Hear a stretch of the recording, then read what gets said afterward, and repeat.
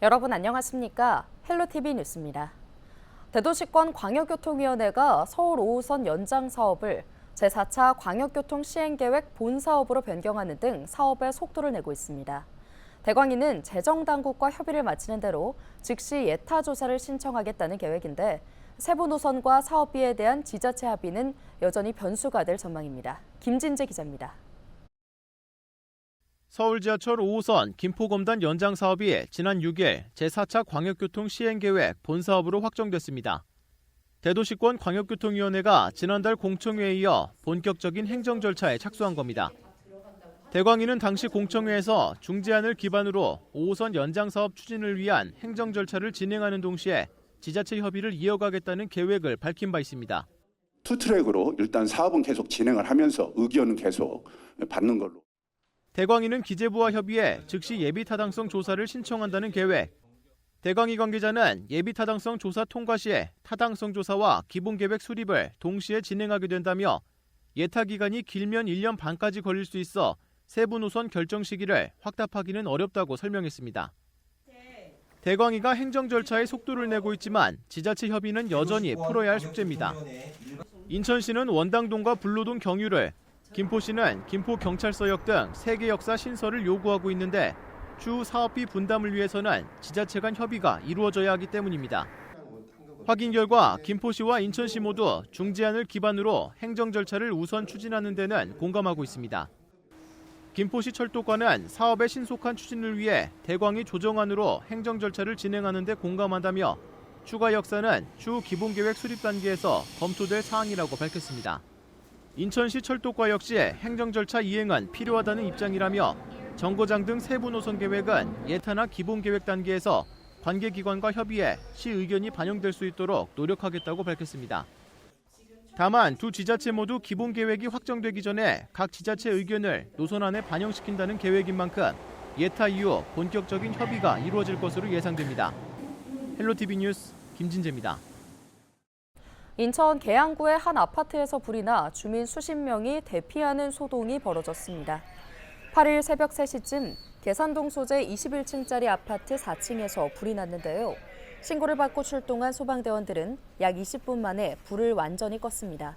새벽 시간 발생한 화재로 주민 1명이 화상을 입고 19명이 연기를 마시는 등 인명피해가 발생했습니다. 소방당국은 에어컨 실외기가 불타고 있다는 신고를 토대로 정확한 화재 원인을 조사하고 있습니다. 연일 폭염이 계속되는 가운데 부천시가 더위를 피할 수 있는 쉼터 488곳을 운영합니다. 부천시는 지난 5월부터 노인시설 359곳을 무더위 쉼터로 지정한 데 이어 이달 민원실과 도서관, 지하철 역사 등 공공기관 78곳을 확대 지정했는데요.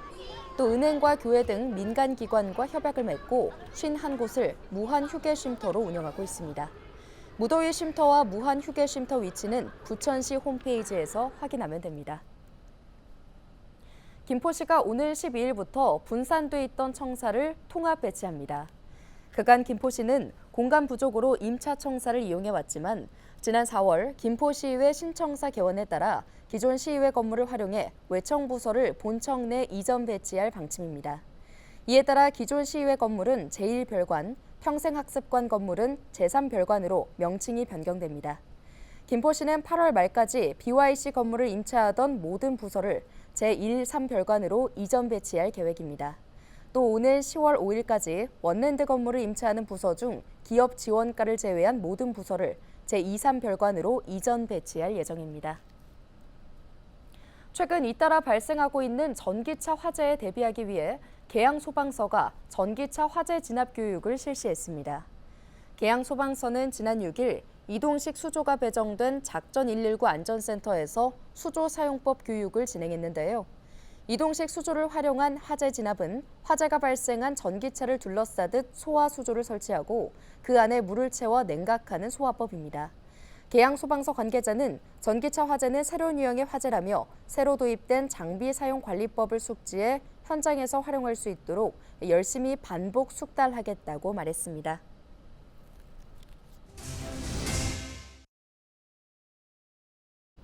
가을의 시작을 알리는 입추지만 동해안 지역은 벌써 20일 가까이 열대야가 이어지고 있습니다. 해변 백사장은 물론이고 대관령 정상까지 피서객들이 북적인다고 하는데요.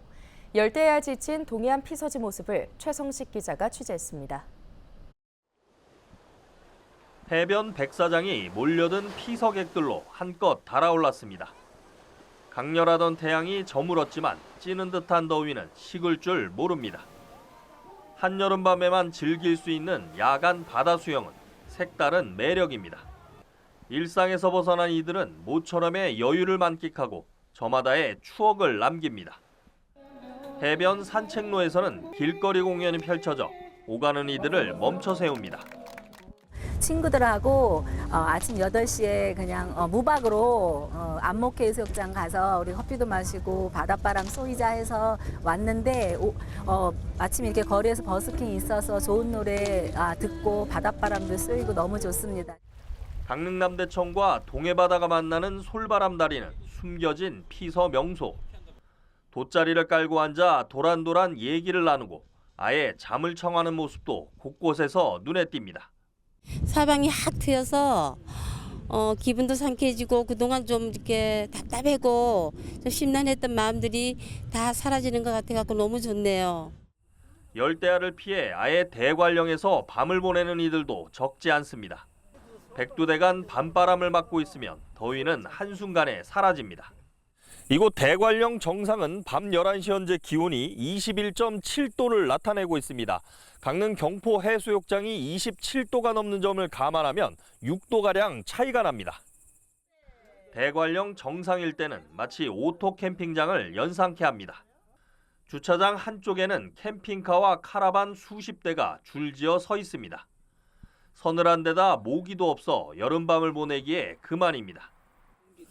공기 좋고요. 첫째 공기 좋고요. 두 번째 너무너무 시원하고요. 그리고 가장 좋은 거 경관이 너무 아름다워요. 강원도 강릉은 지난달부터 벌써 19일째 열대야가 이어지고 있습니다. 북태평양 고기압과 티베트 고기압이 우리나라를 이중으로 덮고 있는 데다 습한 바람이 태백산맥을 넘으며 동해안에 열대야가 발생하는 겁니다. 7월 평균 열대야 일수를 보면 1994년 8.5일 나타났고 2018년에는 7.1일을 기록했습니다. 그런데 올해는 무려 8.8일로 역대 기록을 갈아치웠습니다. 기상청은 지난달에만 강릉과 경북 포항, 전북 정읍은 열대야 일수가 17일에 달했고 서울도 13일이나 열대야가 나타났다고 밝혔습니다. 대기 상하층을 북태평양 고기압과 티베트 고기압이 이불 역할을 하며 열기가 빠져나가는 것을 막고 있습니다. 8월 중순까지 이런 폭염은 유지되면서 기상청은 다음 주 광복절 이후까지도 낮 기온이 33도까지 오르고 밤에도 열기가 식지 않는 열대야가 이어질 것으로 전망했습니다. 헬로티비 뉴스 최성식입니다.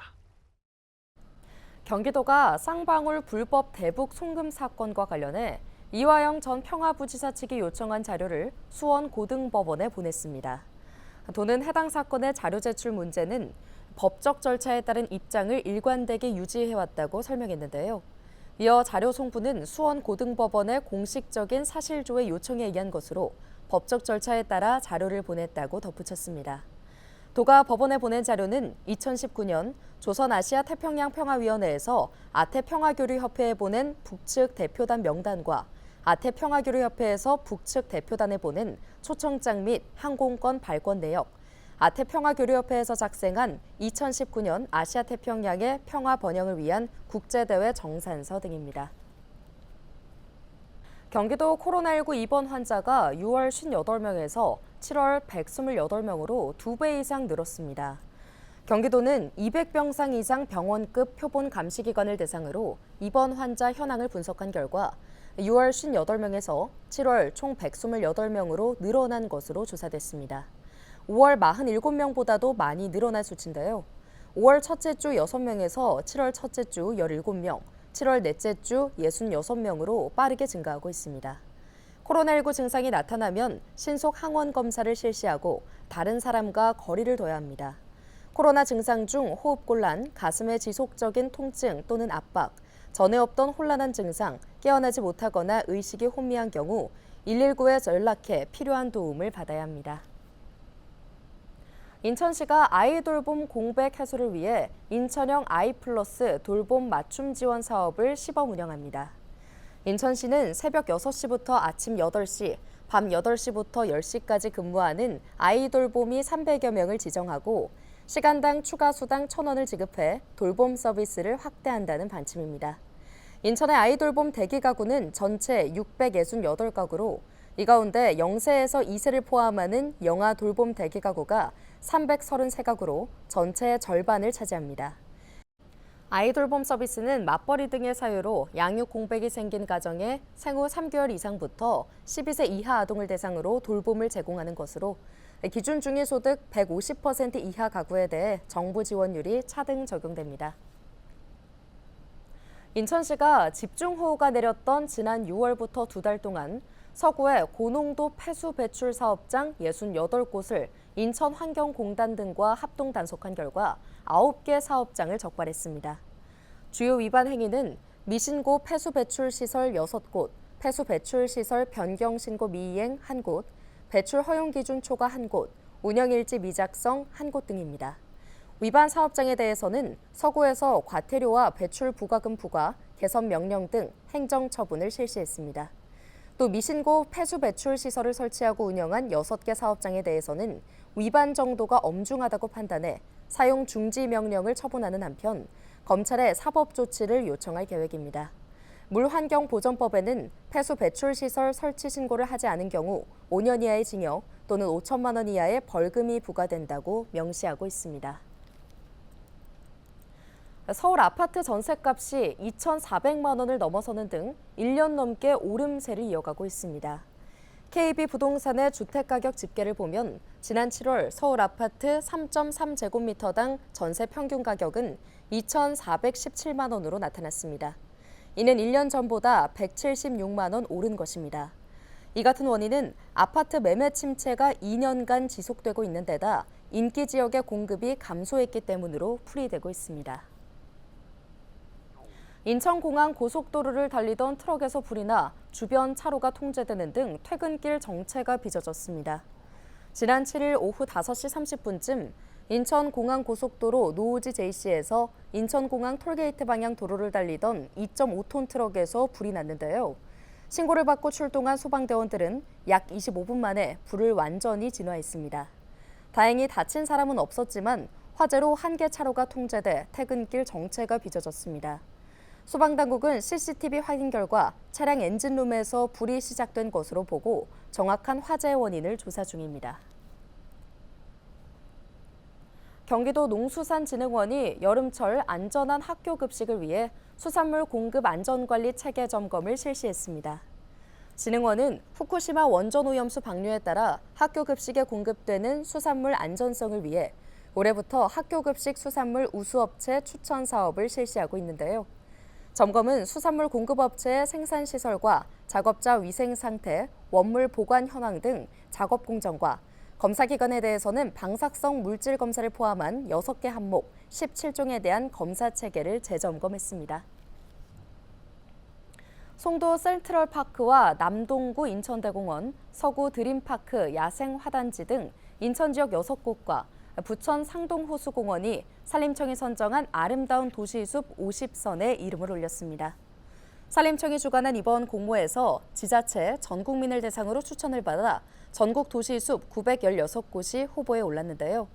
산림청과 각 지자체는 이번 선정을 기념해 다음 달 8일까지 공원 방문 사진 인증 이벤트를 진행합니다. 서울시가 대중교통 혼잡도 정보를 실시간으로 제공합니다. 지하철은 역산의 모니터와 행선 안내기, 또 타 지하철 앱을 통해 각 전동차별 혼잡도 정보를 확인할 수 있는데요. 시내버스의 경우 버스 정보 안내 단말기와 지도 앱 등을 통해 차량 혼잡도 정보가 제공됩니다. 오늘 준비한 소식은 여기까지입니다. 함께해 주신 여러분 고맙습니다.